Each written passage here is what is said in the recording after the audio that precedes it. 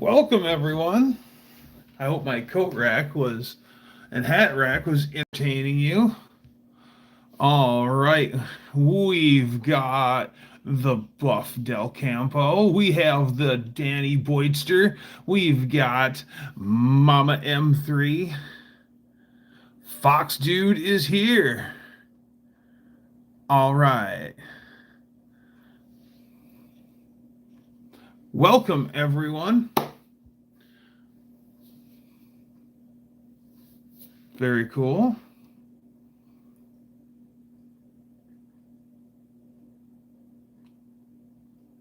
Oh, gotta mute my phone. There we go. Oh, in the shop. Kim's here too. Nice.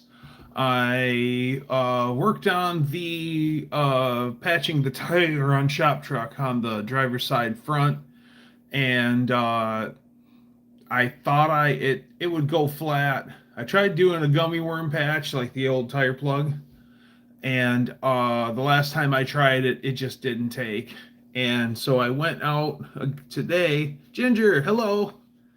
I went out today and I took my reamer and I really reamed it, and then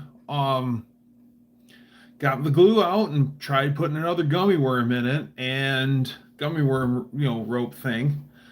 And I slowed it down. I've got a slow leak still, but it's way better than it was before. It'd go flat in 10 minutes before. Now it's been hours and it's just starting to get a little pooch. It's probably 3 hours old. So, okay, I can live with that. It doesn't have to go down the road. It just has to hold air in the driveway.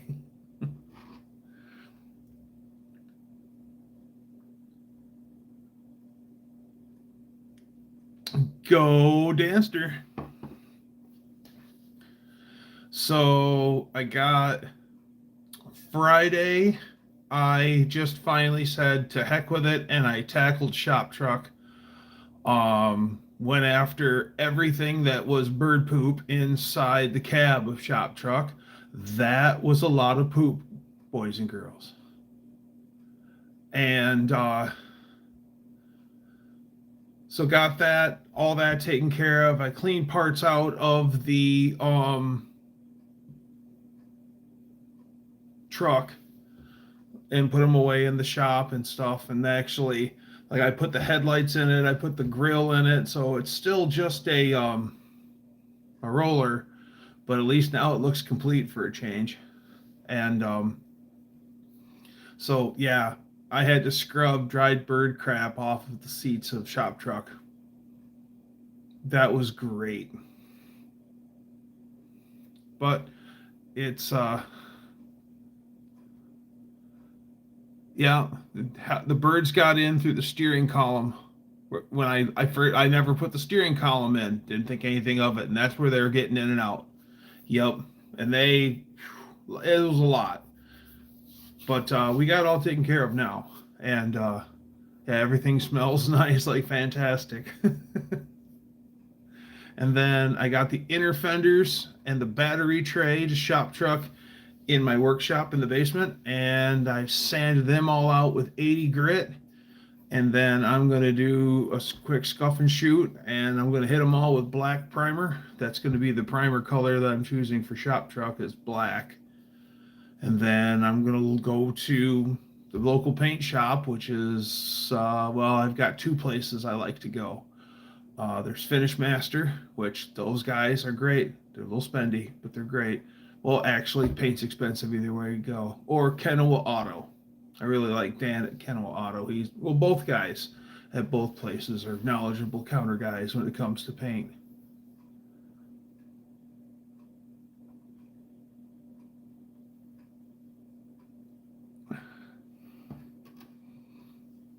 Yeah. Yeah, the catster. He doesn't go out. He reigns supreme in the Wolverine Lodge. So yeah, we're gonna look into getting some Petty Blue mixed up, and then at least a quart. I want to spray. So I want to get the hood down into the workshop, the hood hinges down into the workshop, fenders down into the workshop, and then also the radiator support down in the workshop, and scuff and shoot all of it, primer it all, paint it all, and then bring it back out and assemble. And then I can shove the power, hopefully by then I'll have the power plant figured out, and I'll be able to put it all in, then build the front clip around it. Be easy for install. From India. Well, Prashant, I hope I said that right. Forgive me if I didn't. Welcome. Blue rad support. Yep. Everything on a Chrysler for the for engine bay's body color. And I've already noticed on the battery tray when I was sanding it out the other day, the Dougster is on. Time to turn the brightness all the way down and pretend I'm listening to the radio. Oh. Thank you, Old Mac.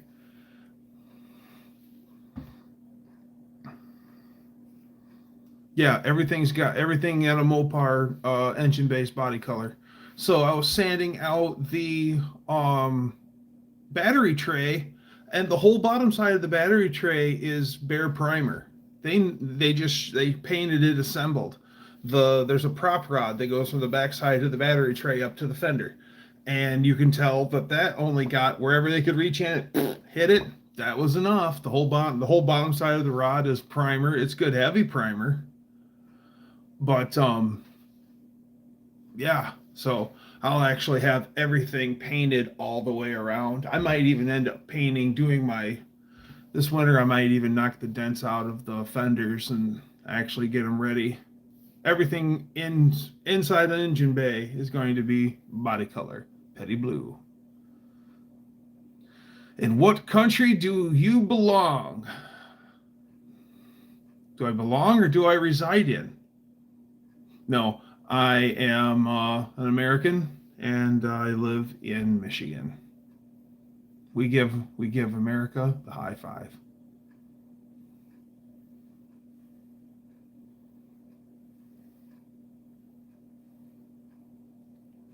Tape a sheet of aluminum foil to the hood, roof, and trunk. Ah, Mr. Wilburn, welcome.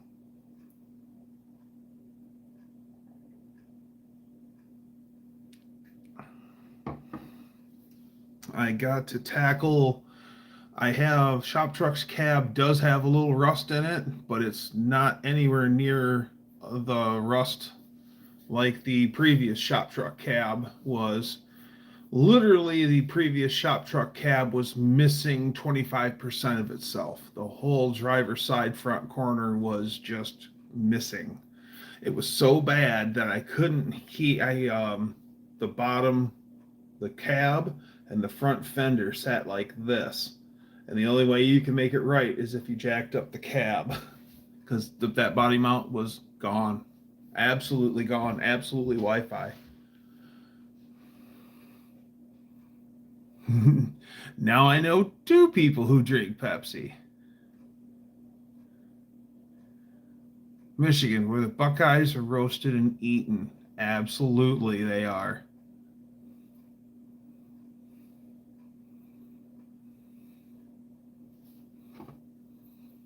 Pepsi is a way of life. Ah, Mr. Wilburn, you've inspired me to show you something.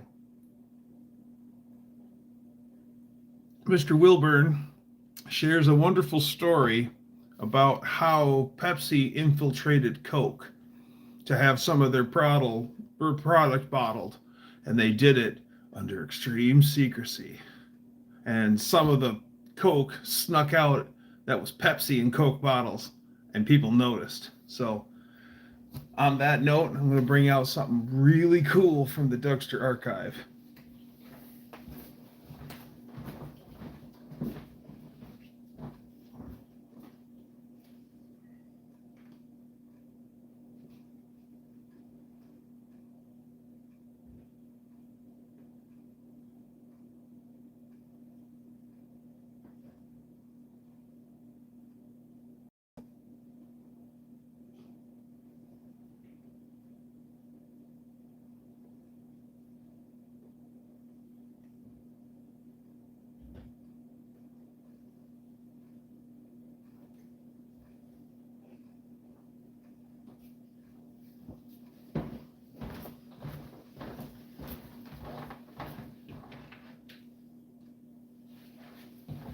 You see it on camera? You sure can. This is my this is my grandfather's union suit or coveralls that he wore when he worked for Pepsi. He worked for Pepsi from the 40s until the 80s. And he worked in pop before that. He worked at Knee High, which is actually a brand acquired by Pepsi. He worked at Knee High when it was separate, and he left Knee High to go to work for Pepsi. And Party Pack here on the other side was like bulk soda, like 2 liter bottles. Usually you get all the flavors in big bottles, Party Pack. So that's the front side. Work worn. See all the dirt and grease on it? My grandfather wore that at work. But here's the best part.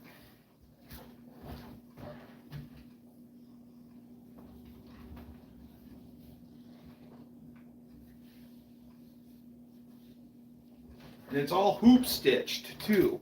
It's not just regular sewn in. It's the curve. It looks like wavy hair, but it says Dawson's here, Dawson Brothers, big out of Detroit. And then they had a food company, and then they got the Great Lakes Pepsi Cola distributorship. And then that's when they started the plant in Grand Rapids, Michigan. So that is the coveralls that my grandfather wore. I have some other Pepsi stuff of his too. But yeah. Oh, and its brand is Finch. Wears like a pig's nose.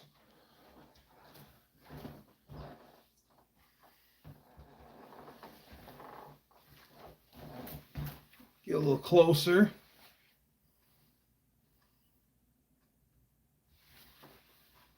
Unfortunately, yep, Finch's brand.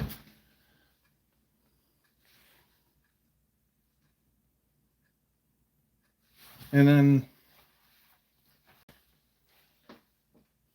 oh, actually, they're Finks. I thought they were Finch. Finks. Who'd know that you want to broadly broadcast you're a Fink? All right, I'm going to put this away. Be right back.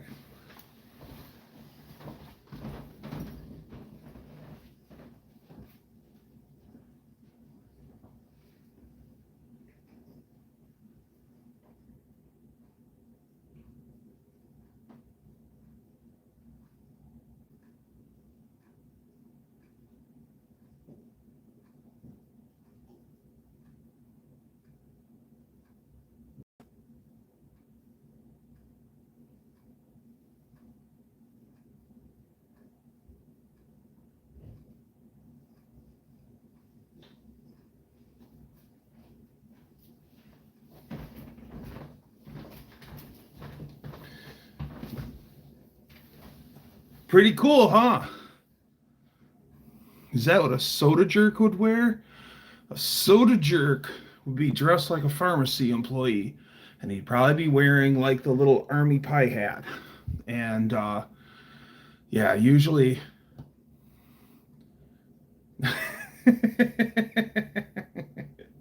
Don't show us your Fink. All right. No, usually the drugstore, local drugstore would have the soda counter, and then the guy running that would be a soda jerk. And a bow tie, maybe. Depends on. Does it have a mechanical pump and what carb?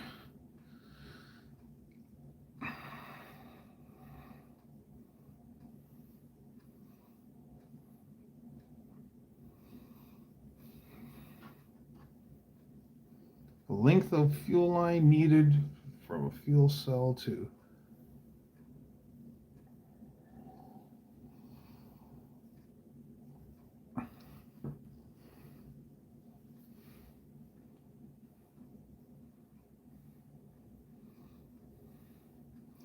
I remember going to the drugstore counter for soda pop with Ma in the late 60s at the mall after my haircut. Yep. It's all closed now, but there's a town really close to me that once upon a time had the downtown bank on the downtown floor. The fire department was close by. They had a hardware store, and all the normal things at this little town, the post office, and then everyone who worked locally, there was a service garage, and then everyone was on the fire department, so the fire call would go and everyone would drop what they're doing and run over to go on fire calls. The whole town is all gone now. Well, it's just residents now, but all the downtown area of that place is nothing happening. The Dollar General moved in and ruined everything. Big surprise there. But in the town was the pharmacy, and the pharmacy had the old-fashioned soda counter, and they did like really, really, really good lunch specials. Like you'd get a big old turkey sandwich that was just awesome. Of course, it was spendy, but then again, it was awesome. I never did get a pop there.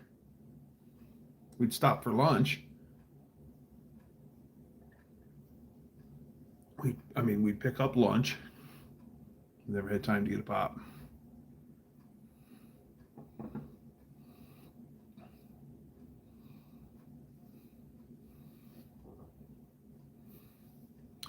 Because of the routing options, right? I have a braided stainless. I got an entire hot rod fuel system for shop truck.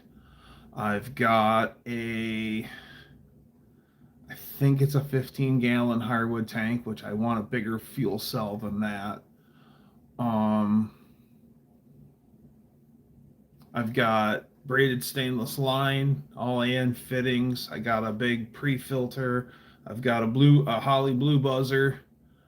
I got a Barry Grant non-return fuel pressure regulator, and then, yeah, that should be my fuel system. I have no guarantees on if it's coming to 2025 no name or not. It all depends on my wallet. That's what it boils down to. It's my wallet. Because I don't go into debt. I pay cash money for my stuff. And when pennies are plentiful, I buy stuff. I still need engine stuff to finish the engine. Transmission, I need to order a couple more parts from Cope and get one spring.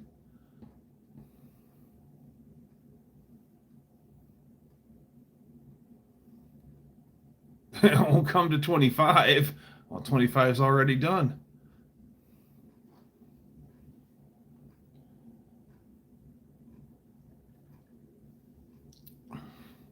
I don't know. Would you time travel if you had a DeLorean? A time travel capable DeLorean? I don't think I would.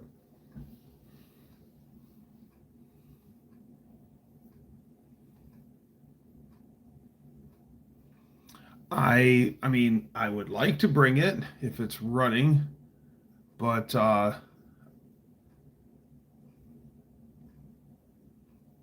agree. I agree. Yeah, I everything I've done on shop trucks so far has been out of pocket, literally cash money.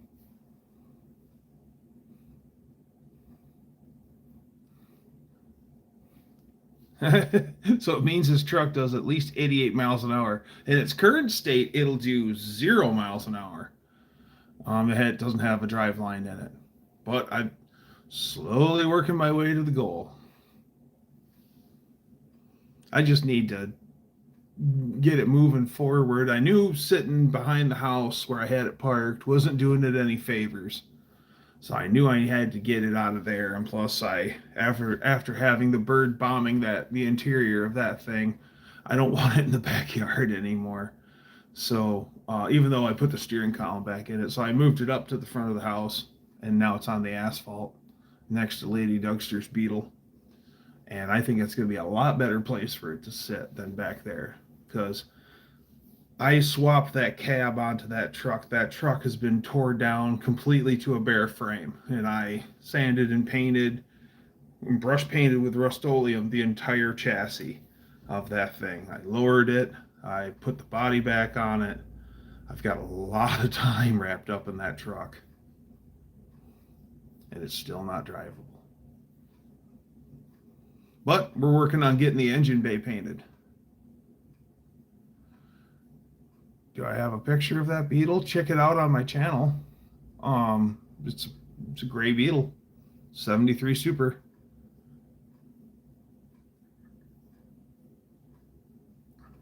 I'll send it to you. And if you're looking for beetle parts, Mr. Wilburn, I have plenty to share.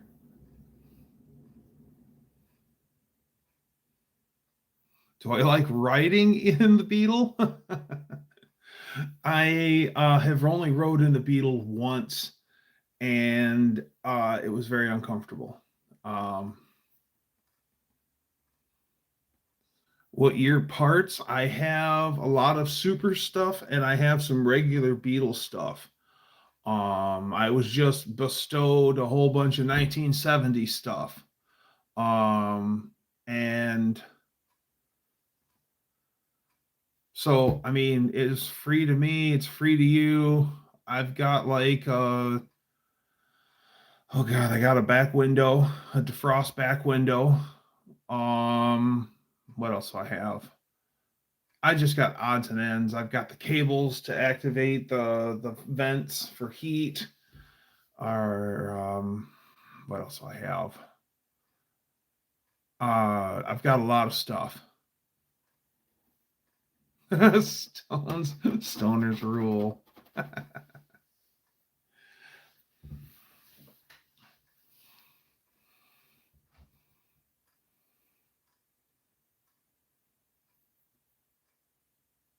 Yeah, buggies are cool.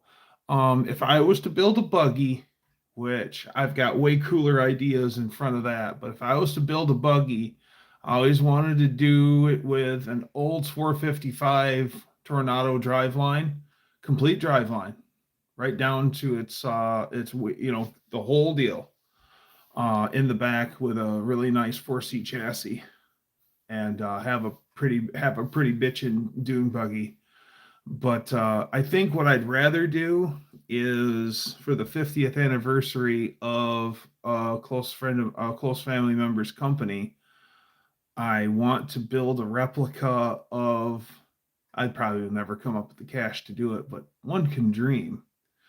Um, I'd like to build a 74 Peterbilt straight truck with a tilt bed on it, like a tow truck, but tandem axle Peterbilt cab over and paint it up like my dad. See, my dad worked for the company in its infancy, and he was the delivery, install, and uninstall driver.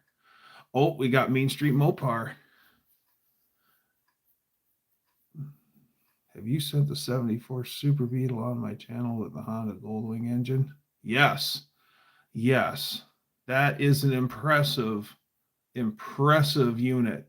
And talk about two things. If I could get behind the wheel of a Beetle, I would totally do that. I love the Goldwing engine. It's the same engine that's in my Valkyrie. And he's got his like turned up because his is cranking out like 150 horsepower. And he's still running Goldwing style twin carbs with the spider leg intake, which I was surprised. I am really surprised that he isn't running the Valkyrie 6 carb setup because that's more CFMs. How's his third stop? And he's got 20,000 already. Yeah, that guy with the yep. It's an impressive build. It looks good, and it's got a stack of power. It's great. It still only revs to about, I don't know, 6,500, but she pulls hard. I have one little oh,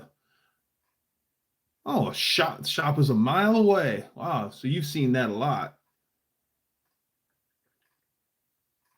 I don't have any real true go fast mods on my motorcycle, but I do have this doohickey that is a rheostat and a couple other resistors and whatnot. And they have the plug-in. You unplug something in the ECM wiring harness, and you plug this thing in, and then you drill a hole in the cover and put that little knob on it. and then the potentiometer, the pot.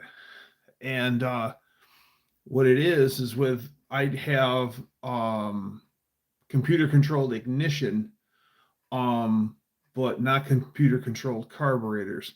So when the engine is cold, the engine is monitoring coolant temperatures, and then it'll jack the timing forward to help assist in a warm up. And once it hits operating temperature, it brings timing back. Well, what this little knob I have does is basically makes it lie and says that it's cold, and it'll give me more timing. And when I give her all the timing, she swats the red line right now. So I mean, it's not like whoa, but you can kind of tell.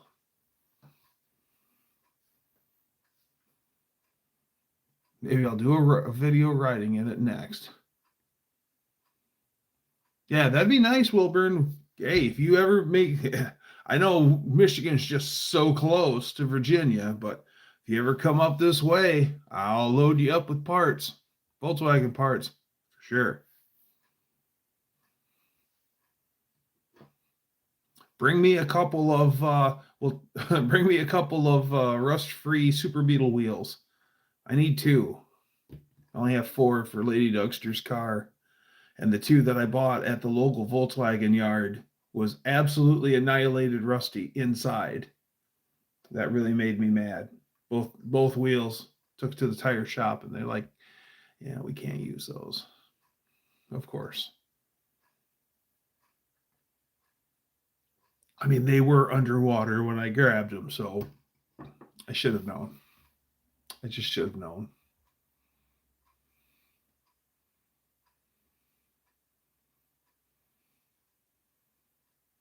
Never been to Michigan. Now also, we can also, if you come here for parts, I can also take you to Spring Valley Motors, which is in Kalamazoo, and they specialize in Volkswagen, and they have a lot of Beetle stuff, air cooled and liquid.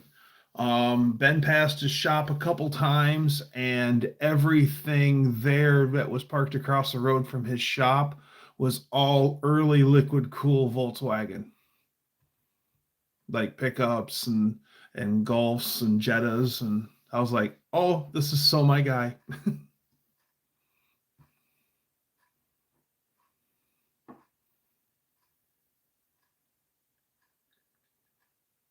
There used to be a huge Volkswagen company dealership parts place called, or blah, blah, blah, parts company called Parts Place of Auburn Hills. They used to be like the go-to place for dune buggy stuff, and I don't even know if they're around anymore. I wouldn't be surprised.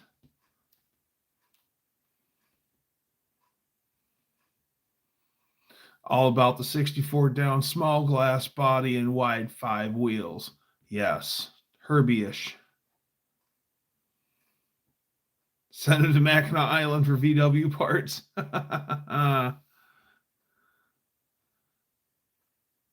All right. Hey, at least you got venison to grind. Good for you, Unfinished Project. Good to see you. 777. Yeah, I do like the wide five wheel. I don't have much of that Beetle stuff. Um,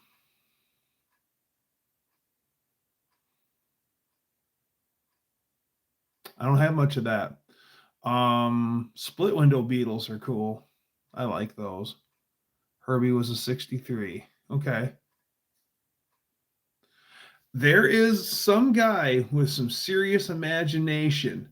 He, in his free time, took a Dodge Ram pickup chassis, peeled the body off of it, and then he made a Volkswagen Beetle replica that's like 38% larger or something like that. And the attention to detail of everything is perfect. Like everything is proportional. It's just like 38% larger. So the headlight, the bezel, it looks right. It's just 38% larger. It has snowflake taillights in it that are 38% larger. And it's way taller and it's gargantuan. Big recall on Jeeps, eh? I like them all, but my favorite back window was the 58, 54, the first rectangular that was smaller. Yes, I like the split windows. I've heard that the earliest ones are no window. My mom's hippie younger brother had a 63-ish Bug. It was black and had no back seat, and the entire interior was shag carpeting. Apple's designing a new automatic car, but they're having trouble installing Windows. Ha-ta! Yes! Good job, Miguel.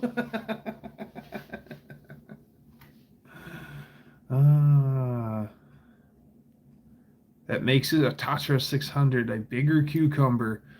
What was the Dino? Maybe you'll know this right off the top of your head. What was the Tatra car? Was it the 600 that was known as the 1940s German officers extinguisher? A lot of them unlived them. A lot of guys killed themselves driving that certain Tatra. And yep, okay. The war production cars had no back window. Okay. Yeah, that Tatra, it was like an air, I think it's an air-cooled gasoline V8. Or it's an opposed 8. I think it's mid-engine.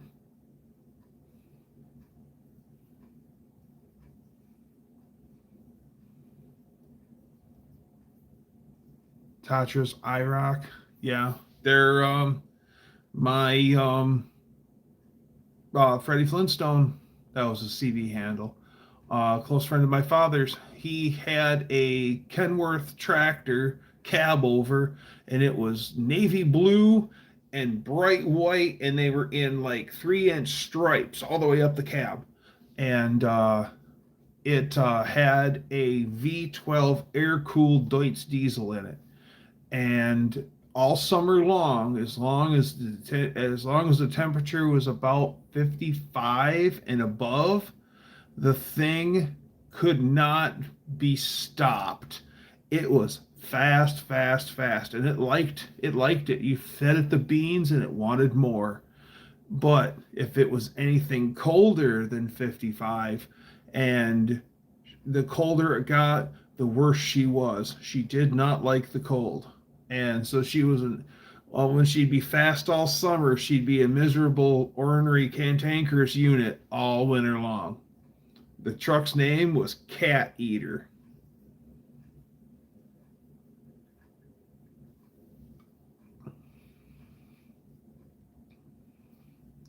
A Tatra without the R still fits.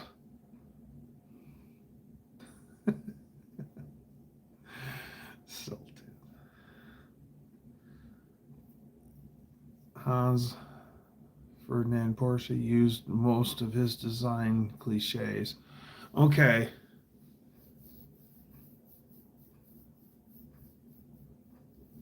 Well, I'm not surprised that somebody else come up with it, because Ferdinand Porsche was a very, very busy man at that time in history. Because crap, on top of the Volkswagen and Porsche, the cars, he was building tanks and God knows whatever else for the 1940s German government. And yeah, so I'm not the least bit surprised that somebody else like laid the foundation. What is so wonderful about it is its refreshing simplicity. It's one of those things where you kind of got to stop when you work on a Volkswagen, because you think, oh, it could be this, it could be this, it could be this. Wait, stop. It's simple. Remember, it's simple. Ah, yes, it's simple. Like a motorcycle.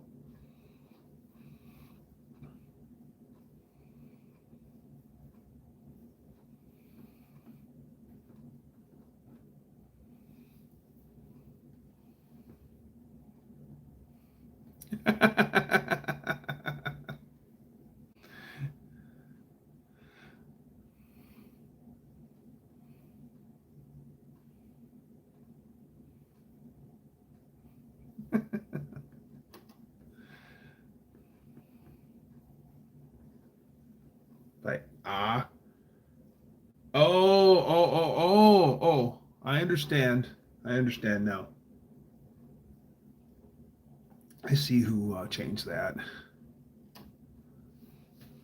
Changed to Austrian. Interesting. I know that on my friend's mom's side of the family, they got married during the 1940s, and her father was a 1940s German government uh, officer and in a tank battalion, and he was captured and in Italy, and he was taken as a POW to an Italian village where he was given free reign of the village. He's like, they said, you live with this family, you are going to contribute to this household, you will be fed and boarded, but you have chores to do just like anyone else in the household, and you can do whatever you like in your free time when you're not doing your chores in town. Just don't leave city limits. And yeah, but they got married during that whole time of the 1940s German government, and they had to look into the lineage of both him and his bride to be to make sure that they were German, all German, and then the big guy signed off on it. Kev, what's happening? It's a balmy 24 degrees here right now. We got married.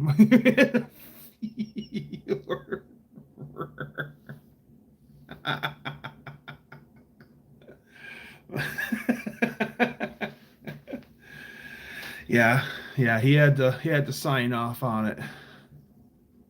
Big guy? Art Carlson? Yeah. Who else is the big guy? Oh yeah, Art Carlson. Yes. I can watch WKRP anytime.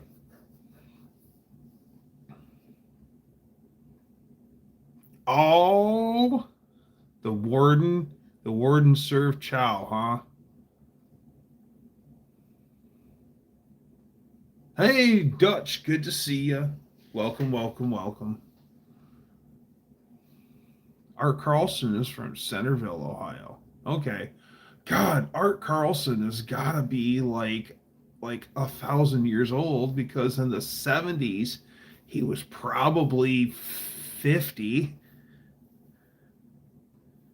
Because I think Tim Reed is gone. I think Howard Hessman is gone.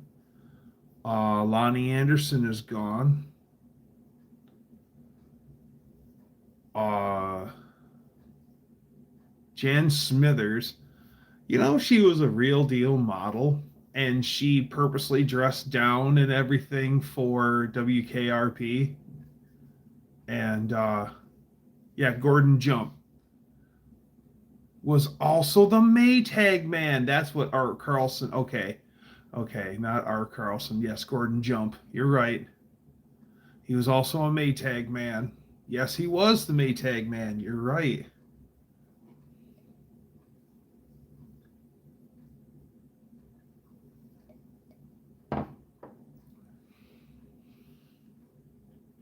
For the longest time, they didn't dare touch that TV show because of all the music that's on it. But somebody finally went through and nope, I made this sketty for the warden. She doesn't cook anymore. Okay, the lonely Maytag man. Oh, swears by Maytag. Maytag's good stuff. Yeah, Maytag's good stuff. I like Maytag. The little Maytag engines, those things are cool. The little one cylinders and the little twins, the little V twins.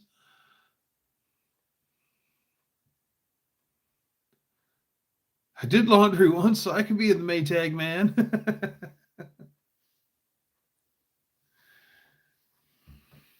Yeah. My a friend of mine's mom she's had it forever too.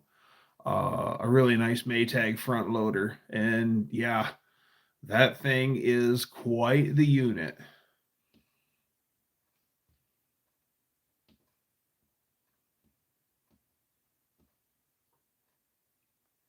Crap, our dishwasher is a GE, and I think that's probably 30 years old.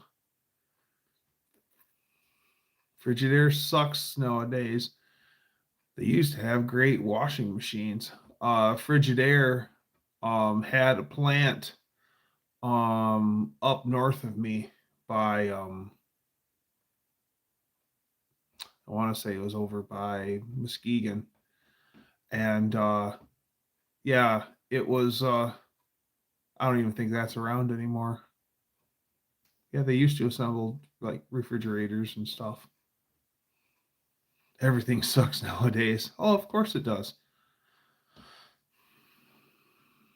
Like LG gave up after 10 years. What was interesting was on my GE washer or dishwasher, it was there's a part that is like red rubber, and it just like got a hole in it, and somebody booger patched it with some sealant, and it sprung a leak again after God knows how long. So I get the unit pulled out and figured it all out, and it's really simple first off. And then so I start looking around, right direct from General Electric, genuine GE parts shipped to our doorstep.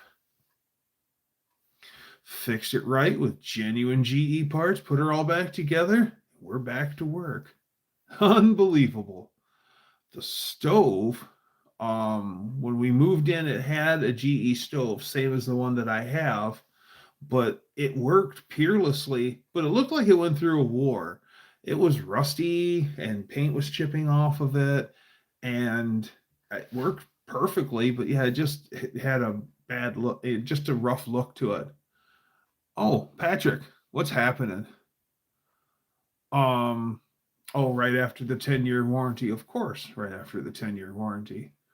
So in 1995, we had a mishap and a kitchen fire at my mom and dad's house. So I'm still in high school, and nothing really bad happened. It was a plastic dish was left inside the oven, and my aunt preheated the oven and melted the dish inside, and the oven had taken the worst of it all, and a little smoke damage in the house.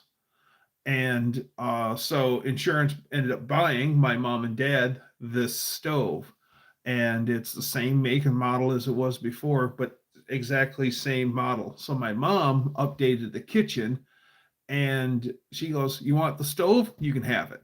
And so I literally just put the same unit right back in, but my mom takes care of everything mint. So the thing's practically perfect. So yeah, that's 30 years old. It's still doing just fine. So yeah, used to make good stuff.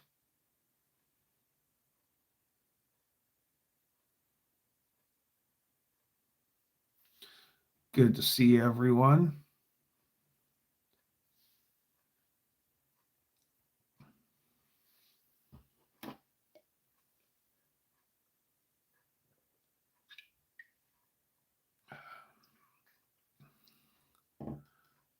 Oh, look at all the corn.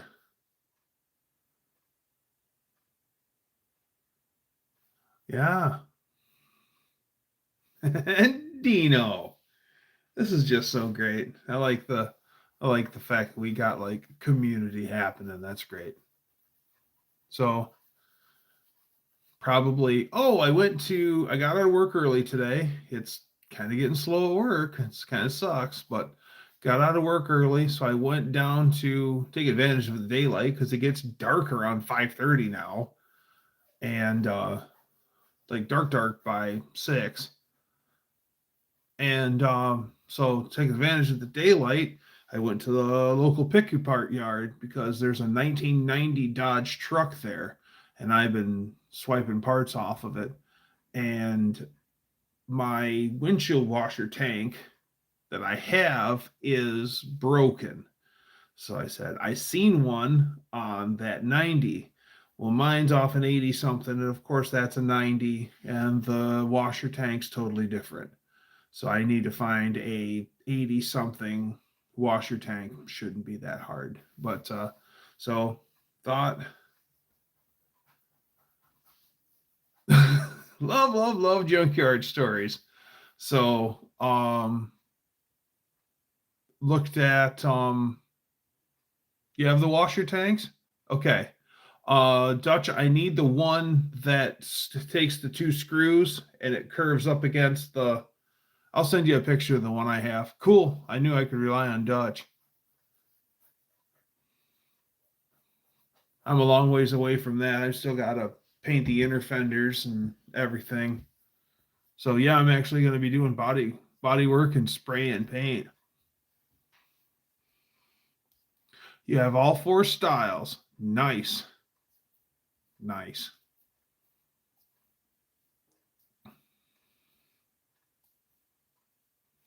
That's awesome.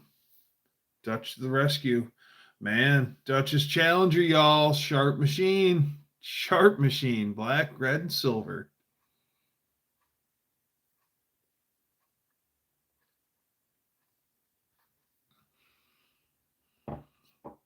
So across the way, so now I've walked all the way out there and it's the wrong style. So I'm like, great, now what am I going to do? Well, I have a broken fog light on the driver's side of my Dodge, but I couldn't remember which side was broke when I was in the yard. And then I'm like, I think it's the driver. So right across the aisle from where the 90 Dodge is a '06 Dodge.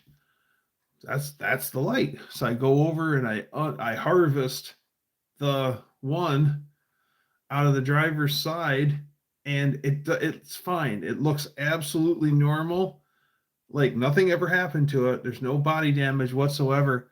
I take that stupid thing out, and it has two posts that it sits on, and then you have the adjusting screw to make it go up and down. It's broke off of the posts, so it's like I can't use this. So I ended up leaving it there at the yard. So, oh well, that was only 3 bolts. And the inner fender was already gone. So there'll be others. Yeah, I need to hit the pick apart yard more often. And that Dodge, that 90 Dodge I'm working on, it is bad. The floor pan is completely open from the edge of the pedals beyond the front seat mount for the seat bracket. It's, yeah, it's bad. And it was something hit it on the corner that came in. So, like, this is the passenger front. Something hit it like this, and it smashed in the whole. There isn't a clean panel on the whole thing. It just rusted to bits.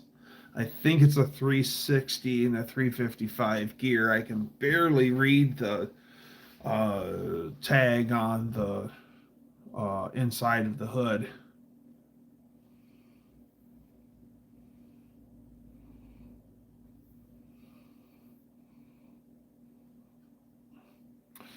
Yeah.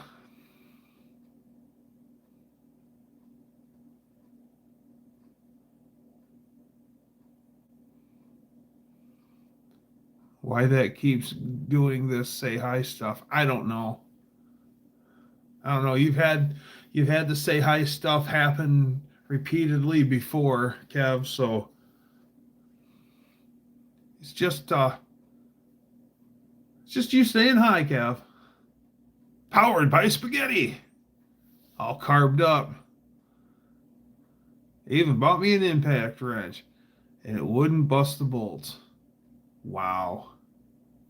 Wow, that's bad. Yeah, I periodically do check the inventory at the local pick apart yard. Their computer system has been down and they've been cash only. And they're actually like keeping a notebook on purchases and everything. So I can only imagine they have to enter that all into the system. And it's been down. I was there on Saturday and then today.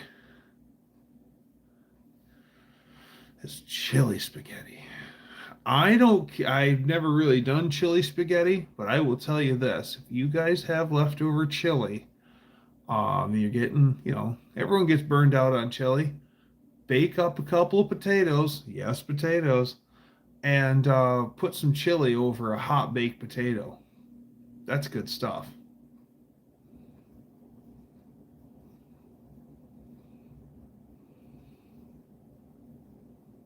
Kevin Ferrari. Steak and Shake Chili Mac was pretty good, yeah. Do you have to hook up the air compressor to that impact? Sounds to me like it might be an electric one. Kind of want to build a 318 for my Dodge D100 so I can participate in the Triple Crown and 3-pedal party.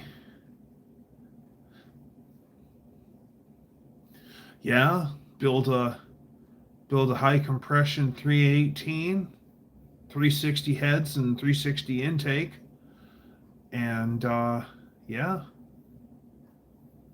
shift that thing right on the top. 318 is like the Rodney Dangerfield of V8s. It just don't get no respect. Oh, it's only a 318. Oh man, I've seen a 318 do some stuff, man.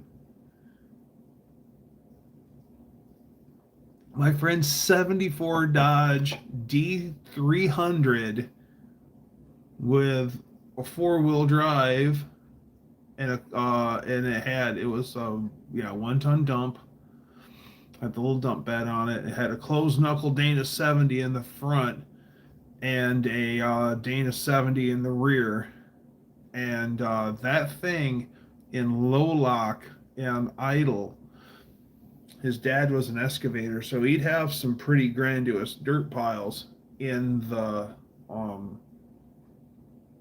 his backyard, waiting on jobs and stuff. And my friend would have the truck on idle, put it in low lock in first gear, step off the clutch, and he would close the door and he would walk next to the truck and steer it, and it would climb the dirt mound. He just have his hand inside steering it.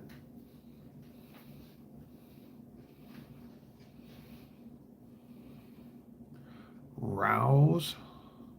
In other words, ragu. Ragu is actually sauce. That's what ragu is. So in the early days of Ragu, the brand, the guy would make up sauce and then put it in quart jars and write ragu on it, and that's for sauce.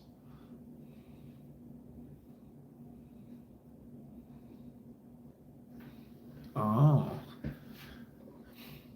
When I do pasta, which I don't do pasta very often, I always prefer the fettuccine sauce, or Alfredo sauce. The fettuccine sauce. That's pasta. The Alfredo sauce. I do a dish with chicken, cauliflower, and broccoli, and cottage cheese with Alfredo sauce. It's actually pretty good.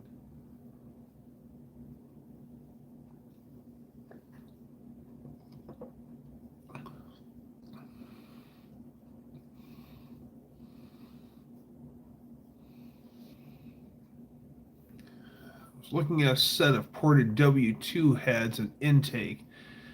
Have two fresh 40 over 318 short box with forged flat top pistons.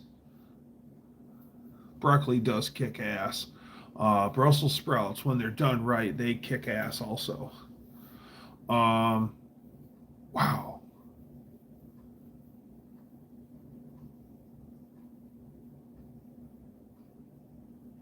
Have you sampled any more of the liquor of the night?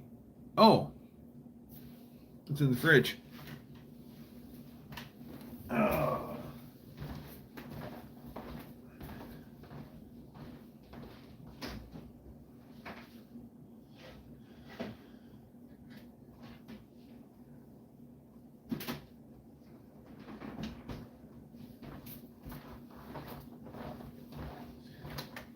This is from Dutch Guy's Garage.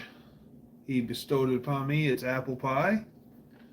And if I can get the lid off of it.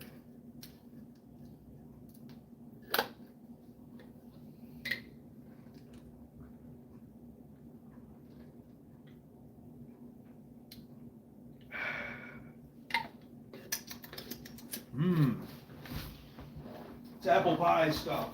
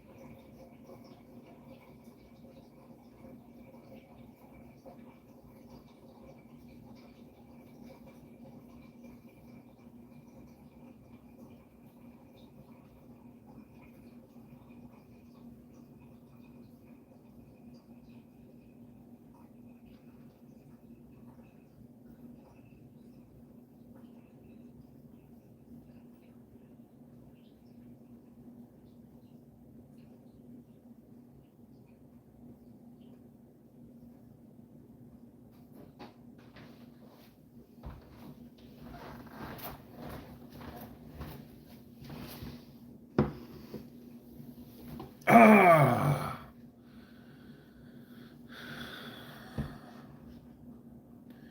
And revving it to the moon.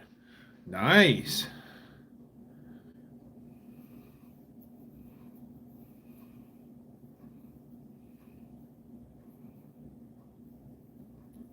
Half a fifth of Tanqueray. Wow. No, not toilet. Water through the fridge.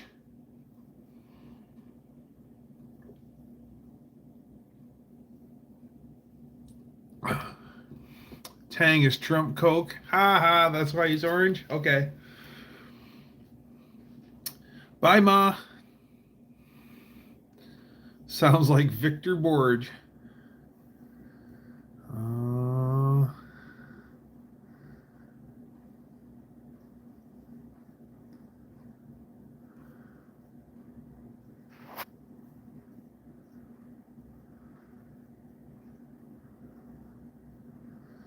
The old urban legend where if you'd be tripping if you ate the worm in a mezcal bottle. I've never gotten down to the bottom to eat the worm.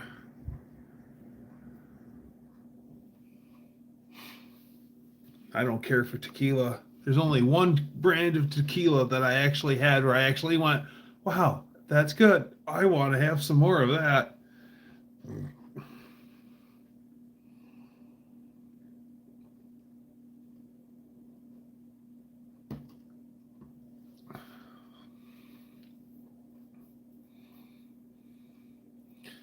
Explains the orange glow. Yes.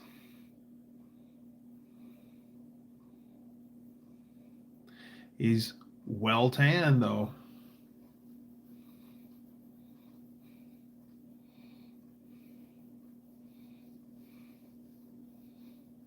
No tripping.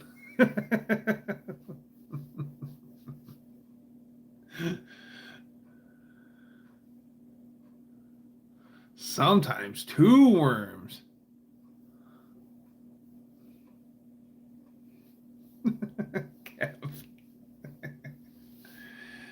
uh, yeah, just I don't know. It was my friend had some Don Julio, and he's like, "You need to try this," and I'm like, "I've heard this many times, and it's all even the really good stuff like Patron and stuff. I don't care for. Cuervo 1800, don't care for it." So I was like, he's like, "Gotta try it." I'm like, "Okay." and it was brown tequila, and it was actually pretty good for a change. Like, wow, I would actually drink that. It's gonna be Patron. Sammy Hagar has a brand, and I would buy it just because it's Sammy. Because Sammy Hagar is the nicest guy in rock and roll. Um, he sent, if he's a guest on like a major radio show like the Bob and Tom show, he's after he was there, he sent them a case, like, because there was like 10 people, so he sent a case of tequila, and they all 10 were personalized signed bottles from Sammy. That's awesome.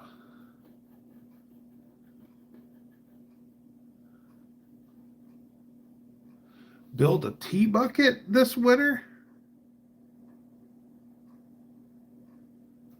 A tea bucket, like a hot rod. That'd be cool.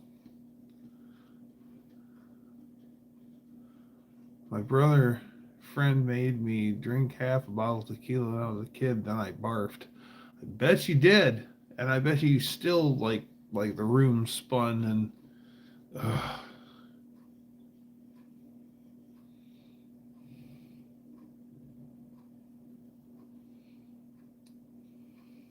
not a tea bucket. A trebuchet? A tree bucket? Trebuchet? Okay, enlighten me. How do I say it and what is it?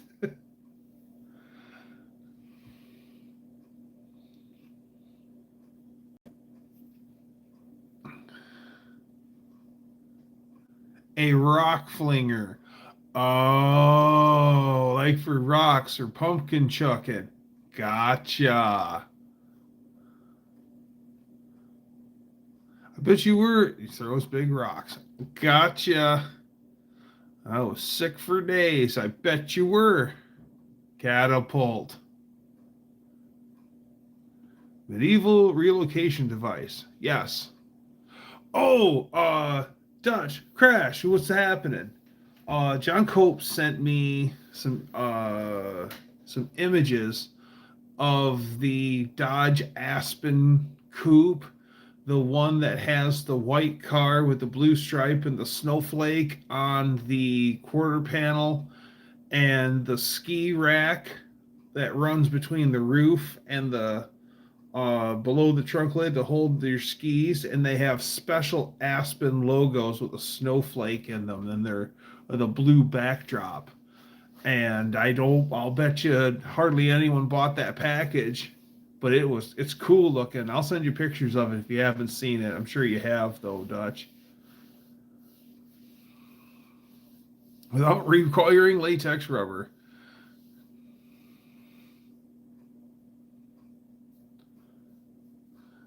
John Force and Brittany retired. About time for John. Yeah, yeah. Um, Especially after that nasty wreck that he had. But that dude's been going fast for like over 50 years. So, I mean, that's impressive.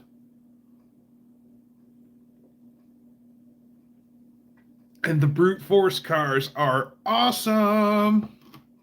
I'm not a Chevy guy, but the brute force Monzas were awesome. Sounds like the K2 special they released in Washington for the 1976 Winter Olympics when Dodge sponsored the U.S. ski team. I would not be surprised because it.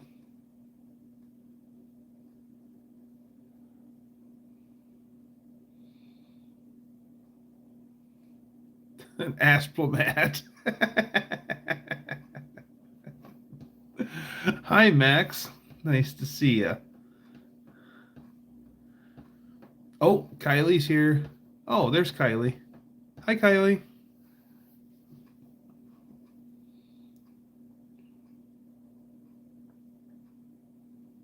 The Asplomat. Not a diplomat, not an Aspen, somewhere in between.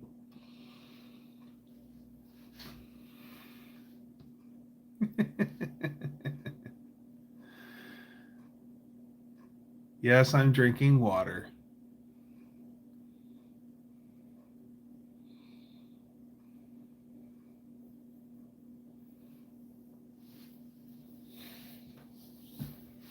So I'm gonna buy a whole bunch of black primer. I'm actually thinking about, if it's not if it's not too expensive, I'm thinking about buying a case of the black primer for the project. There's 3 known K2 cars that still exist. Only one has the original skis still and is located in Ohio. Now, with documents showing its use by the ski team. Oh, cool. Does it have ice in it? No, no. It comes nice and cold out the tap, and that's good enough for me. I got I got well water here that's crystal clear and nice. It's good water. Evil Dougster, you're using white primer Rust-Oleum on my fastback Mustang to ward off evil spirits. Okay. My one paint and body friend recommended that I use black primer because I was wondering if I could paint that truck with a gallon of base clear, and he recommended you can if you use black primer. Okay.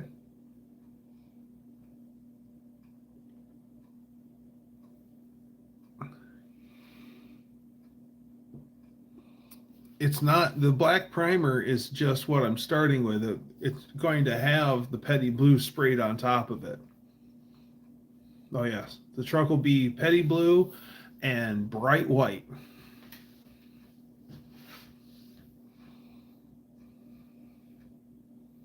Called Scale Auto Experiment on YouTube.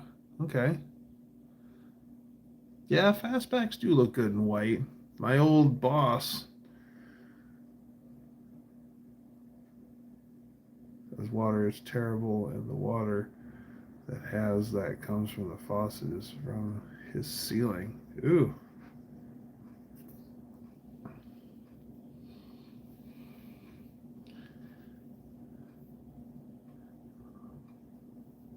Oh, what's happening? What's happening, Braden? Yeah, well, the guy, the guy who recommended that to me is done some absolute majestic paint jobs. He's the guy who painted the tank and everything for my CBX project, and I am dead serious. There is no flaws in it. It's amazing.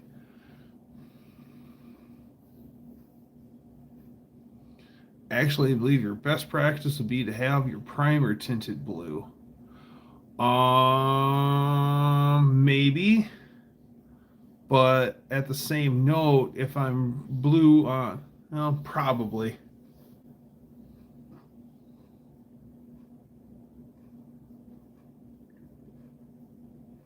Getting to be 28.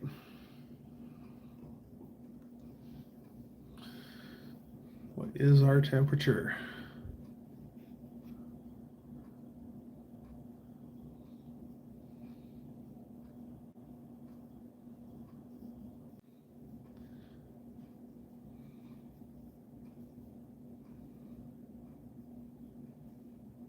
Primer and paint is a scam. Ask any body man. Oh, so tinted primer.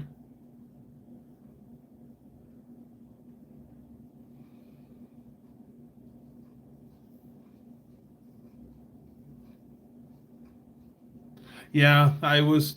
Yeah, I was messing around.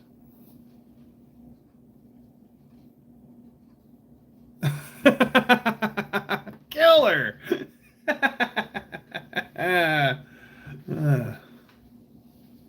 sometimes, sometimes the victories are small, but they're still victories. Primer is meant to prepare the surface area.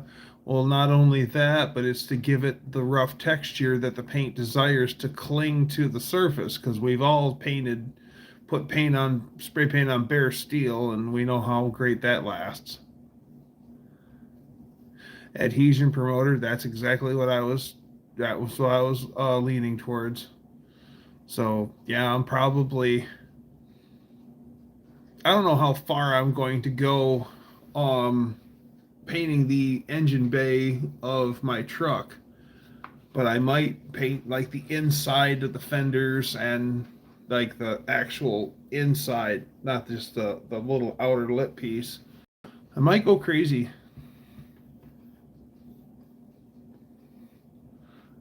Yay, Dutch, I gave the warden a sleep pill.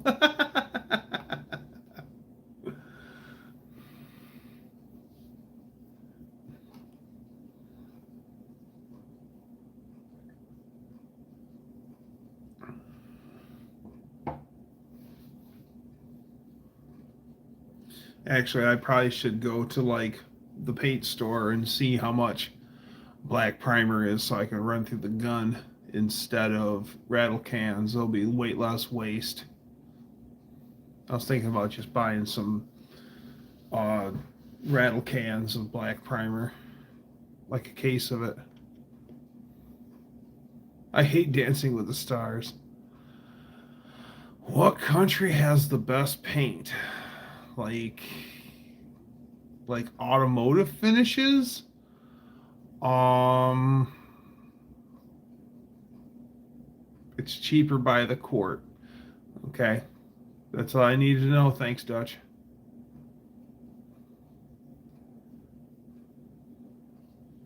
Rattle cans are an effing ripoff anymore. Turbo can for the win. Yeah, I'll just spray it through my gun. I got a couple nice guns. I've got one I've never used yet. Um, I've got an Eclipse, which is a knockoff DeVilbiss, but I've got my DeVilbiss, which I have shot with before.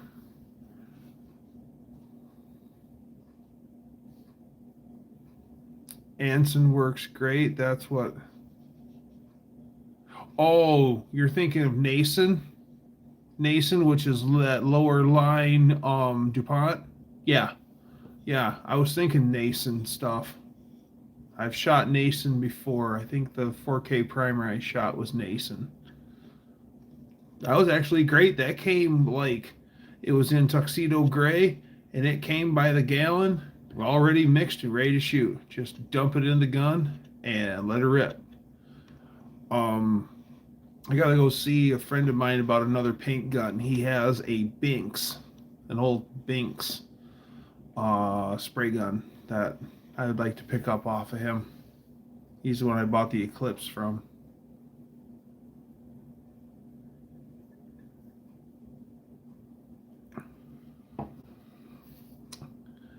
Gravity? No, not Gravity. Siphon. They're both siphons.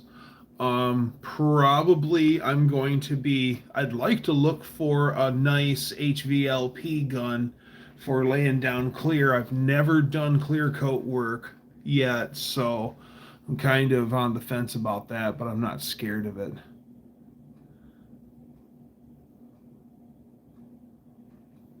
You have a bunch of HVLP guns that I got in school that collect dust. Well, damn it. All right. Thanks. Because I know I want to run um I know I want to run an HVLP for clear coat. But I think my siphons will be just fine for just laying down like the base coat. I am old school. I also am old school.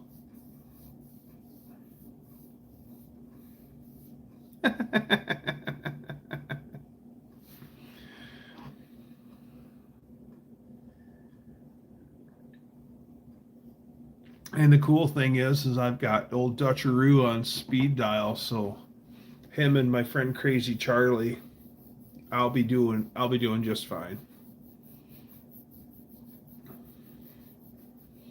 So I'm probably gonna have to, well, I am going to build myself some sort of a paint booth down in the basement, a temporary paint booth to keep my mess contained.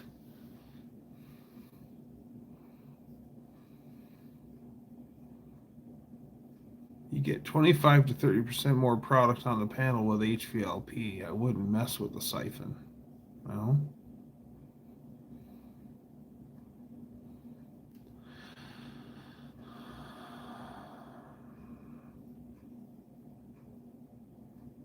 What famous retailers, the worst of the worst garbage tools? Most of the time, tool brands have really shaped up. Like Ace tools have gotten a lot better. I really don't know how to answer that because a lot of tools, I mean, there are some, like around here, we have these. It's a big resale store, is what it is. He just buys lots of all sorts of stuff and then sells it cheap at his store. And he's got some tools that are like, you can get like a set of wrenches for $10, but they are absolute trash. My hillbilly asses never painted a car with proper air-powered gun, but I made them vehicles look good. Oh, absolutely. I've seen some great paint jobs done with rattle can. Really, truly great paint jobs done with rattle cans.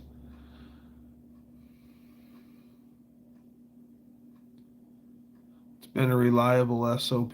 Okay. I forgot to get that input shaft and stator pump. I told you I'd forget.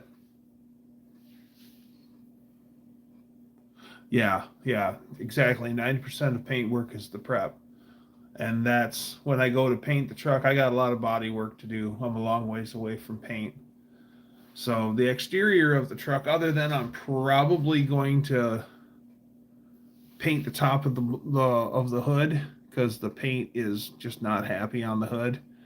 But it might just stay. It'll have a painted engine bay, but the rest of the truck just might get thrown together and run in two tones of blue and a white cab till I get it all straightened out and actually, because I gotta put the wheel, fix the wheel arches. What snow blowers do we all have? What kind of lawnmowers are we using? Brand and model. Um, I currently have a Husqvarna lawn tractor and a Husqvarna snowblower. Both run on gas and both are great. And we even have a little electric battery pack powered Snow Joe snowblower. And it's actually a pretty hardy unit, but um, it's okay. It's not terrible.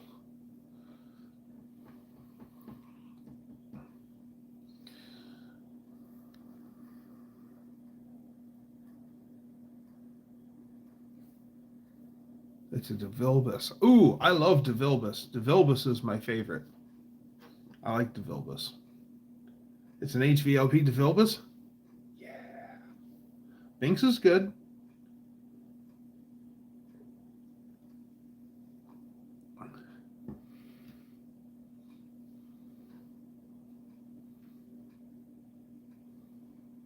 In snowy conditions. DeVilbiss are great quality. And as like my friend showed to me, because I bought that Eclipse brand spray gun, and he goes, "It's a DeVilbiss." He goes, "Just look at it," and I'm like, "Yeah, it looks like a DeVilbiss." And I compared it, and yeah, funny story on my uh, on that Eclipse gun. We went to a free sale. This old car garage was getting out of or selling off everything because the buildings were sold. And they left a Facebook posting said free, come get it free. If you can carry it out, it's yours. And people were there. And we went there too. And I found a jar to a siphon feed gun. And it didn't fit my gun, my DeVilbiss. And then I bought that Eclipse, which is just a DeVilbiss knockoff.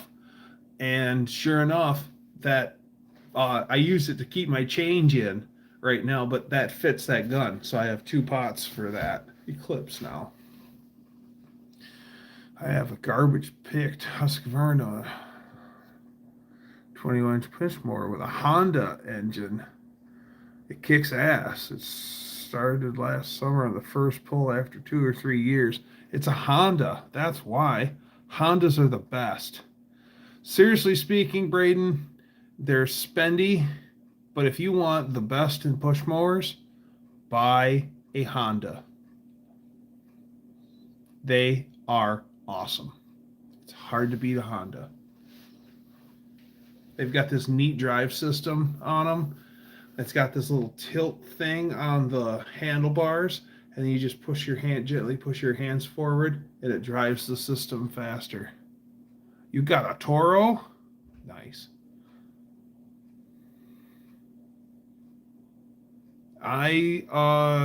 You know what I don't see anymore that you used to see all the time is the old lawn boys.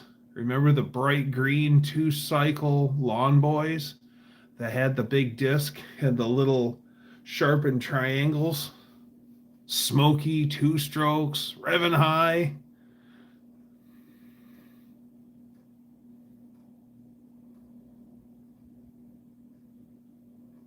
Does anybody want to see a frontal crash test on a 1979 C20 Chevy van? Ugh. That's just not nice.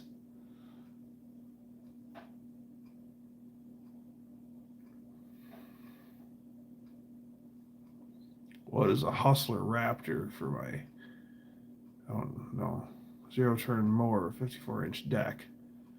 Oh, crash test. 0-turn mower with 54-inch deck. Almost 30 horsepower. That's a lot of horsepower. I don't think we even have that kind of horsepower on the Husqvarna. And I also have my grandpa's 1962 or 65 Simplicity Wonder Boy, which is a rear engine 6-horse. And that thing, I got to get the deck fixed on it. But that thing mows sweet.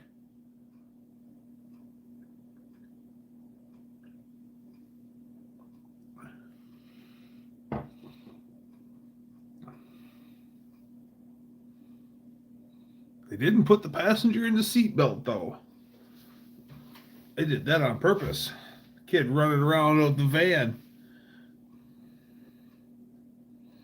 I was a little kid riding summers with my dad in the big rig, and my dad, it was early morning, and it was before sunup, and a truck driver hauling I-beams flatbed had pulled off the side of the highway, and then he didn't turn on his flashers or anything. He just was stopped on the side of the highway, and he just merged into the lane and started to accelerate.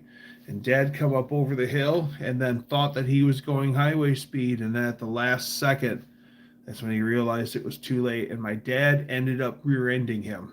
And my dad was driving an 88 Ford L5000 Louisville semi-tractor. It crimped the grill on the back of the steel load, the I-beams, and we hit with such force that my dad was hauling a wrinkle wall overseas container. The freight had slid forward, and you could see a definite line where the freight slid forward and pushed all the ribbing out on the container. The impact was so hard that the hood just dissipated and fell away, and it broke. It shoved the engine back, and it snapped the engine and the transmission apart. And then the transmission was laying on the ground, and the shifter was the shifter boot was sucked all the way in reverse. You couldn't even hardly see the shifter.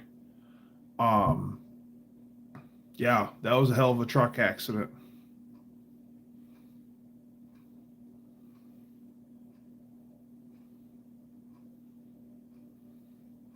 Oh, shizzle. Yeah, I woke up to a truck accident. And yeah, that was scary. Got a piece of glass in my eye. Not fun.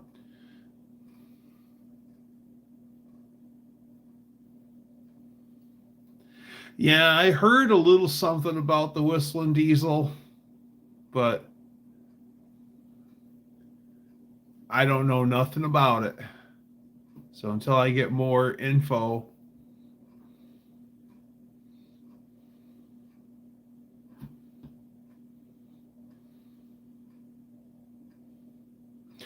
Brother Bear, welcome, welcome, welcome.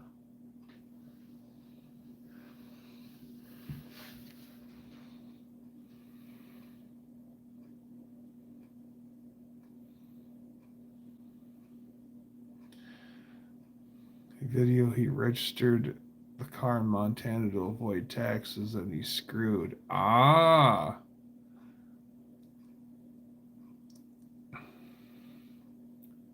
What's up, Squidly? Rust is bad in the eye, especially if you need an MRI. He had a Ferrari, it was registered in Massachusetts or wherever, and he didn't have to pay sales tax, so it's over sales tax. I think that his Ferrari, because he lives in Tennessee.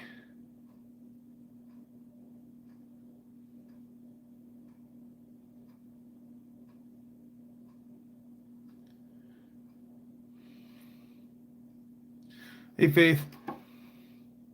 Montana, not Massachusetts.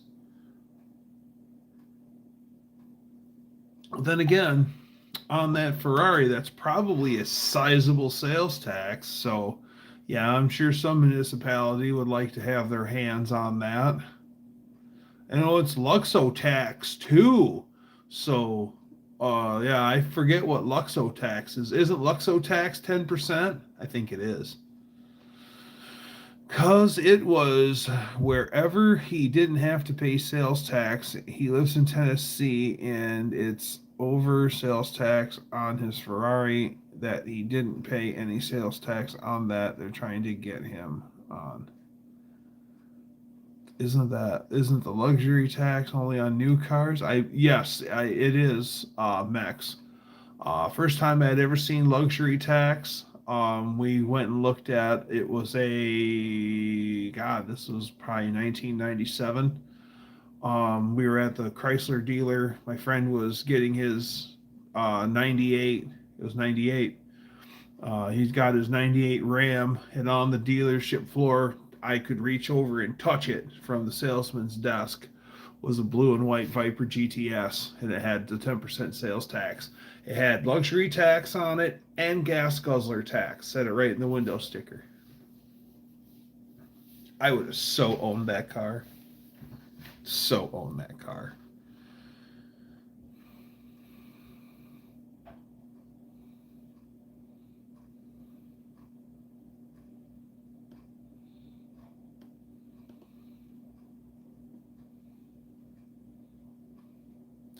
What is your favorite car? Well, Faith, it always changes from day to day.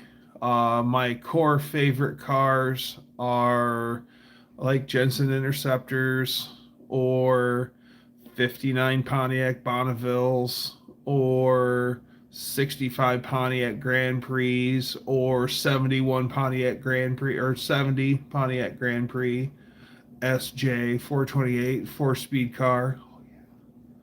Or I may be into Dodge pickups. I currently have a old Dodge pickup I'm building, but I like them all. It kind of varies. And what I'm into today may not be what I'm into tomorrow. And I have an eternal love for motorcycles.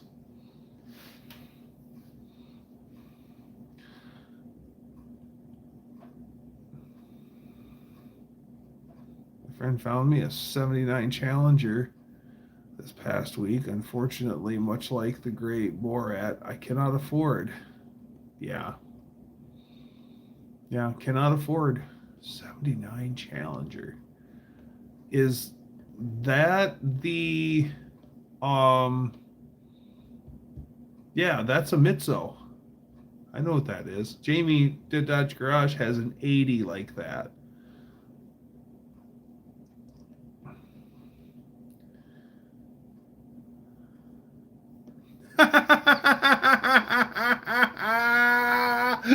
Working out with a pencil. Wow. Yeah, exactly. Exactly. 2.6 Hemi powered. Yes. Yes. They had a whole race class set around that 2.4 four-cylinder Hemi. And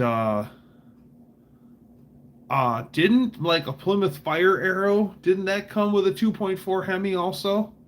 Yeah, that's a cool engine. Yeah, that's a cool engine.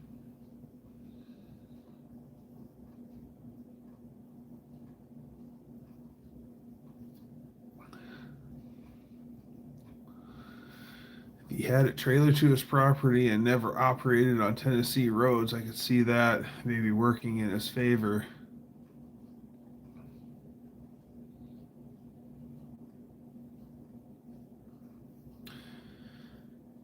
Yeah, my friend's pickup made a. Okay, I know what you're talking about.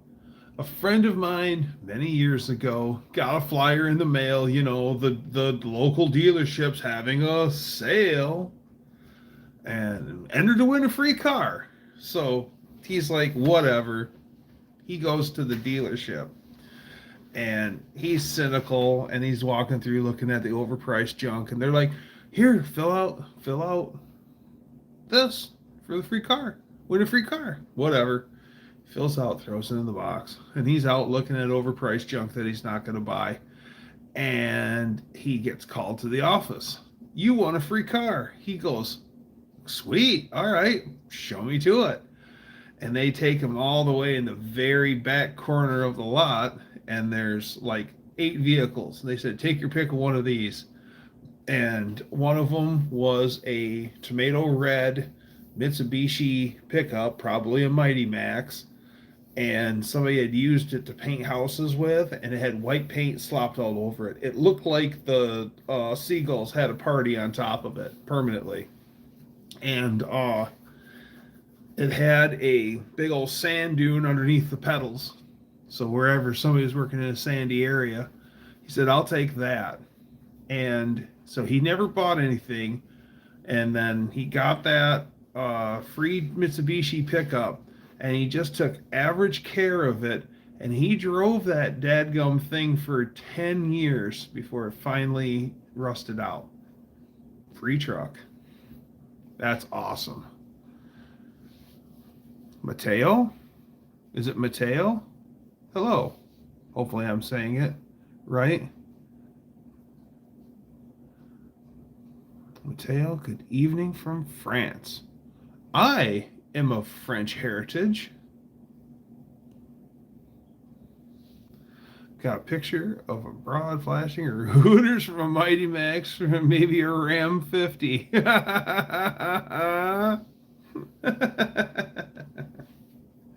My friend has a picture of him doing a burnout in his, oh God, I forget the car, but it was white with blue stripes and they were reflective. And then it's the 80s and he stuck the camera out and he took a picture. He's downtown doing a burnout and he took the picture off of one of the glass, the fronts of one of the stores. So it's a reflection of him doing a burnout, and all the stripes are just lit up like they were. That was way cool. Matthew in French. I think it is Matthew in French. Had a girlfriend in middle school. I broke up with her and her family. Had over 27 million euro and knew nothing about it. Wow. 25% of me is French. I am half French. I am half French and I am half German. Especially in the tickler department.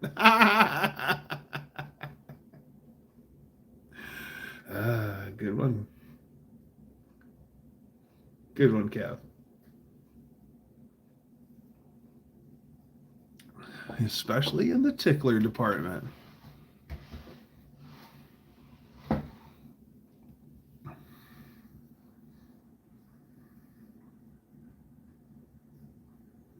That's coffee sound. No, not coffee. It's water. They may surprise everyone. I'm 95% Dutch. I'm not surprised at all. Now, here's something that's really interesting that I seen the other day. Uh, Dougster with a spit take. uh, Conan O'Brien did a ancestry search, and Conan is 100% Irish. The guy was all excited when he got a hold of Conan to tell him this because in his field it's 92, 93, 96, 97, but he's never had a 100. So he's 100% Irish. Wow. I think half Ukrainian, quarter Lithuanian, and a quarter Romanian. Who needs a driveway reserve?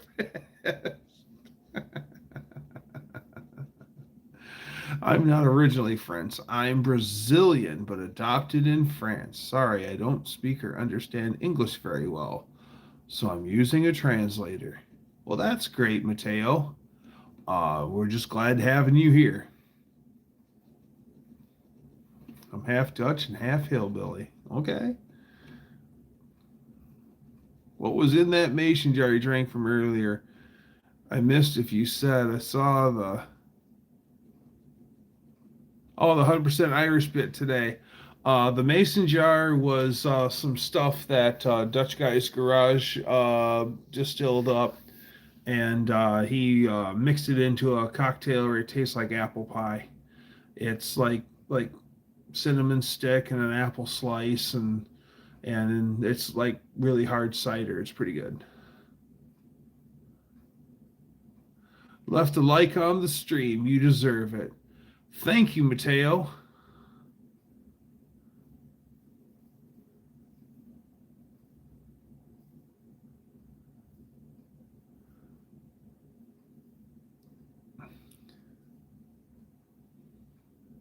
Who the heck voluntarily gives their DNA to strangers? Guys have been doing it on Saturday nights for years. Guys and girls, I should say.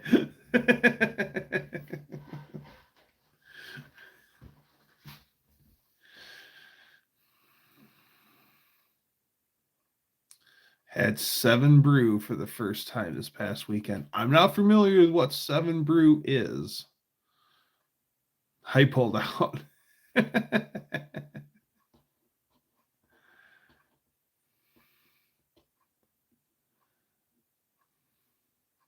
Yes, but not to weaponize it against you.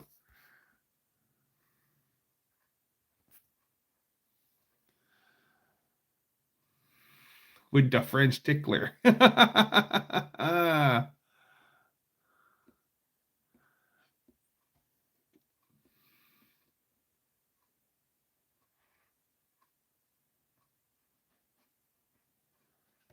Comes from being baptized in the Jordan River. That's crazy. 7 Brews are like a coffee shop energy refreshers. Oh, okay. Okay. I'm on these live streams to pass time, but honestly, I understand almost nothing you're saying. Bueno. He understood that. Hey, it's okay. If you're having a good time, you're having a good time.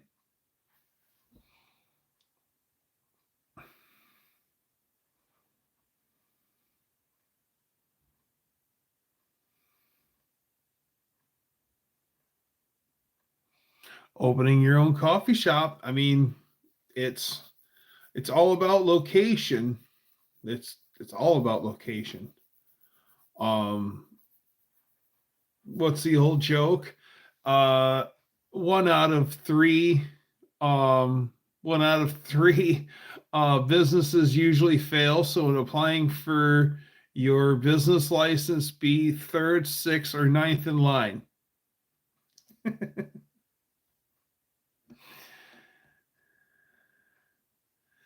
St. John wasn't a Baptist. Good luck with that faith. Hopefully that'll take off for you. Be a good business.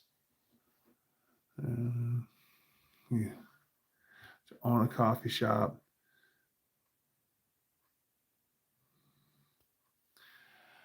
I'm really considering feet pics to make side money. You pay me not to send them.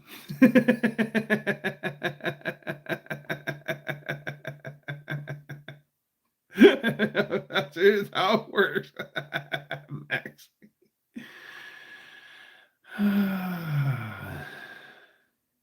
Had to switch to decaf because of anxiety. Yeah, I cut way back on my caffeine. I used to drink Mountain Dew like it was going out of style. And then I realized that every bottle of Mountain Dew had a lot of caffeine in it. So I switched to Diet Pepsi. It has way less caffeine in it. What part of your body would you sell for money? None of it. I'm not selling anything. I need all of this. It's mine. I'm going to use it. Thank you. Coffee never gave me anxiety until I done. Well, need a six pack. Mohawk, hey, what's happening? Good to see you.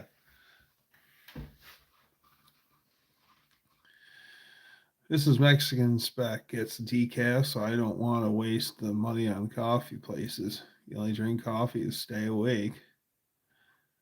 Dr. Pepper has like 64. Yeah, Dr. Pepper does have a lot of caffeine in it, and Mountain Dew is like 54 milligrams of caffeine. No, like a 20 ounce Mountain Dew is like 92 milligrams of caffeine.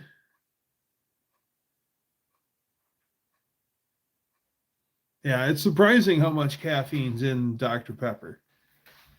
I do like a Diet Dr. Pepper, though. Good stuff. Just let me know when it works out. Might have to get that, too, if it's pretty lucrative. Can. Worst thing about coffee is that it'll give me a UTI. Never drink coffee anymore. Went to the gym. I just run on anchor. Yeah, energy drinks have a ton of caffeine and a bunch of other stuff too.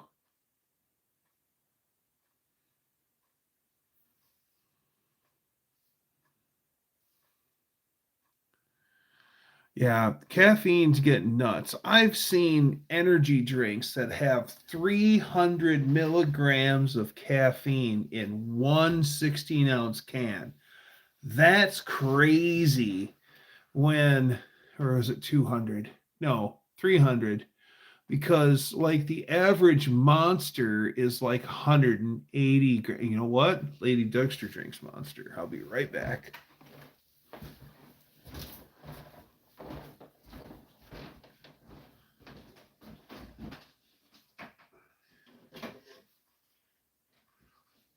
Oh, and I got a Pepsi here too.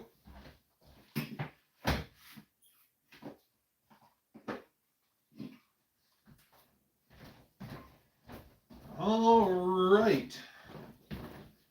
So, Diet Pepsi is 35 milligrams per 20 fluid ounces. Monster blue flavor is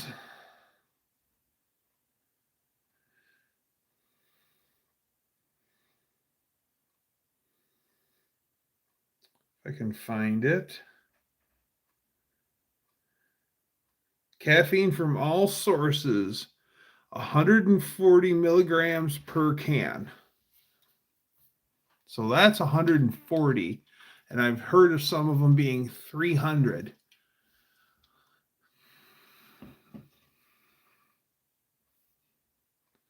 I used to have upwards of 1,000 milligrams of caffeine a day. That's crazy. Thank you for the welcome, even though I didn't understand the whole conversation. Mountain Dew has the most caffeine. I think it's Mountain Dew or it's going to be Diet Dr. Pepper. Mateo, it was good to have you here. Come again, please.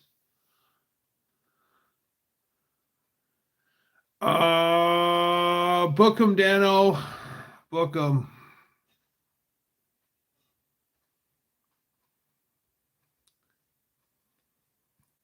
I How much caffeine does coffee have? I don't know off the top of my head, but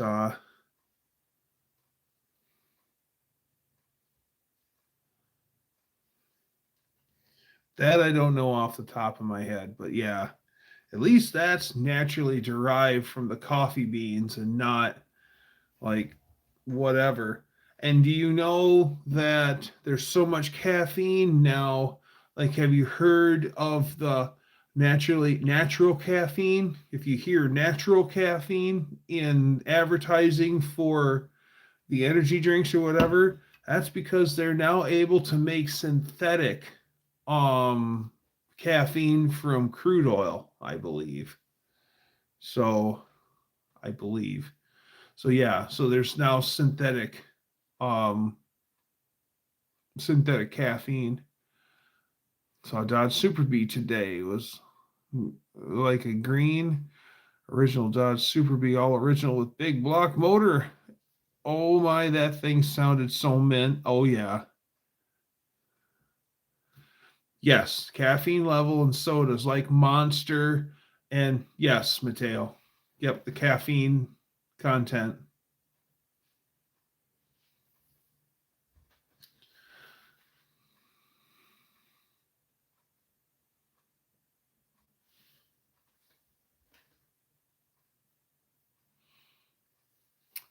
Muchos gracias, Mexicano. I know Death Wish coffee is organic, but it's the strongest coffee out there. How much caffeine it has, I don't know, but the world's strongest coffee. And Death Wish.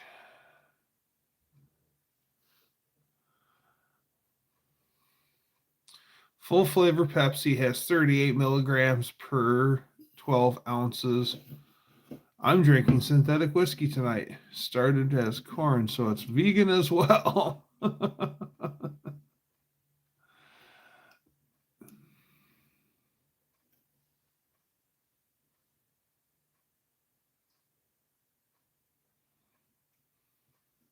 Start yelling at people. Uh, Switch to tequila.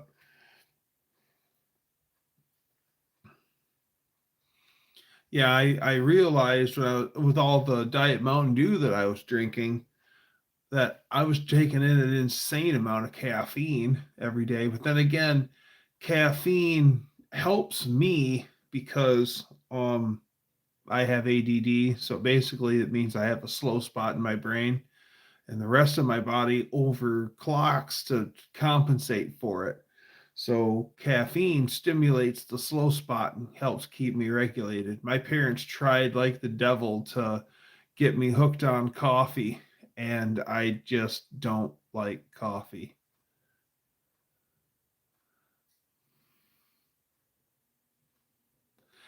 Death Wish coffee in a midday monster. Exactly. One thing I've noticed, the hardcore monster guys, I worked the night shift at a food factory for like 7 years. And I noticed that you see Charlie, just throw a name out there, Charlie come to work with a 16-ounce monster. And then you would see that eventually Charlie's going to carry two monsters in, two 16-ounce cans, and he'll have both of those gone during the day. And then Charlie will kick it up and start getting the twist top cans. I've usually noticed that people who are drinking energy drink hard drink more of it as time wears on. Uh, Coffee and Siggy go together. Yes. Coffee and a donut goes together. Like the old all the old donut shops where you could sit, grab a booth, get a cup of coffee and a donut and have a Siggy too. Oh yeah.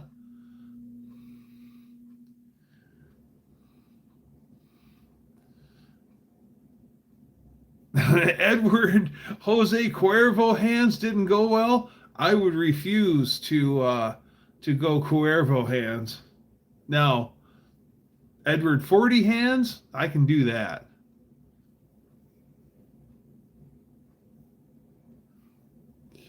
The catster is loving up on his dad.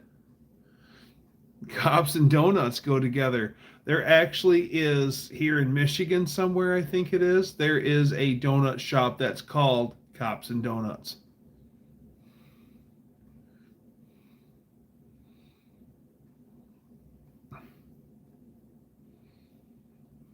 Like Cabo Wabo? Like Porsche and a speeding ticket. Oh, yeah. Or Porsche and pull me over. There's so many celebrities that sell tequila now. Or whiskey. Matthew McConaughey, hey, has a whiskey. Cops and Donuts is in Mount Pleasant. Okay. Mount Pleasant. That was nice.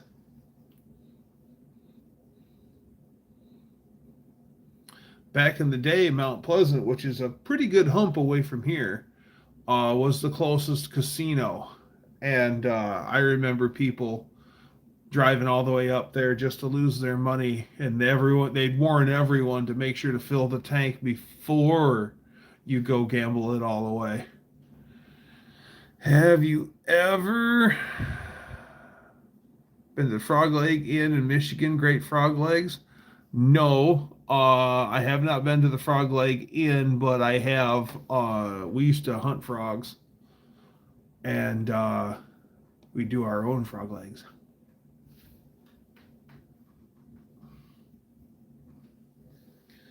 Used to grab a flashlight and smoke cheap, stinky cigars, because that was your skeeter repellent. And then you always had a flask of cheap whiskey on you. That was tradition. It was always, and it was cheap, like Old Granddad or Old Crow. The guy always said, it's got to be cheap whiskey. You can't bring good whiskey out here. And I'm like, why? He goes, just because. I have a lifetime ban on the Mount Pleasant Casino. Knocked out 2 security guards after a platter of Jaeger bombs. Wow. Wow. Frog Leg Inn has extra handicap parking for the frogs. I ain't drinking no cheap whiskey. Nope, that was the rule. Cheap whiskey.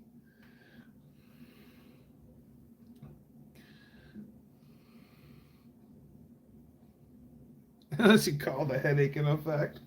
Oh, look, guys, it's the catster.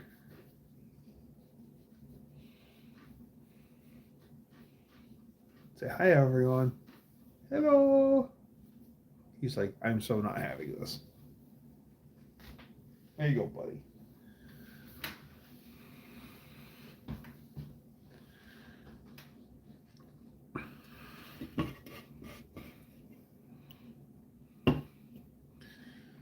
Showed the agave fields, but I live. I bought the dart home.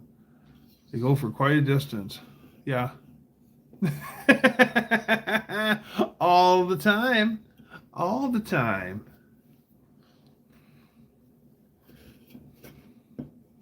I got 3 pets. I have a pet dog. I have my cat, Miles. My dog's name is Ruby. And then I have a pet rat, Australia. Good afternoon.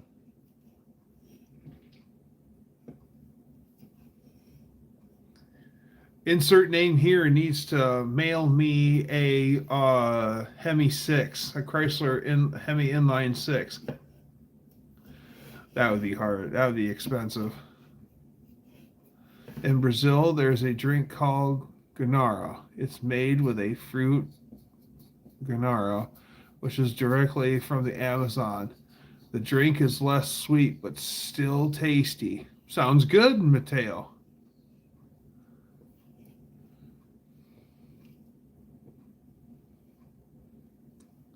Just a tad rare. I bet they are.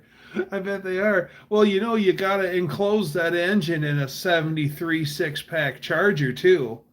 Australian Charger, so I'm sure that makes it even more harder to come by. I do like the 73 Australian six-pack Charger. Those are cool cars.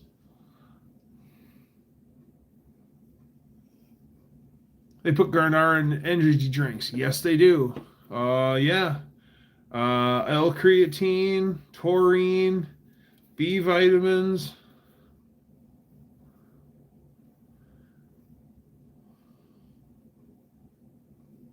They got all sorts of stuff.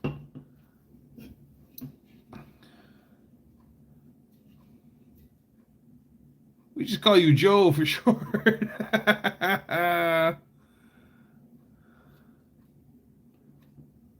Ah, an RT by 5 minutes years ago. That sucks, insert.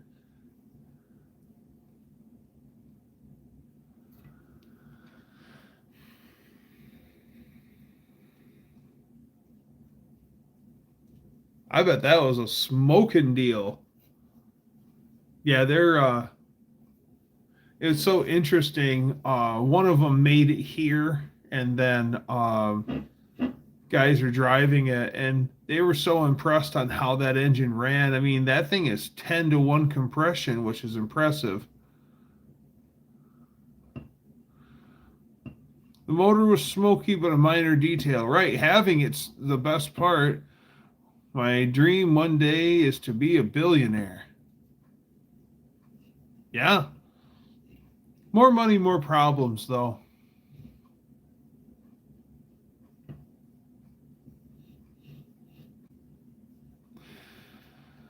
Okay.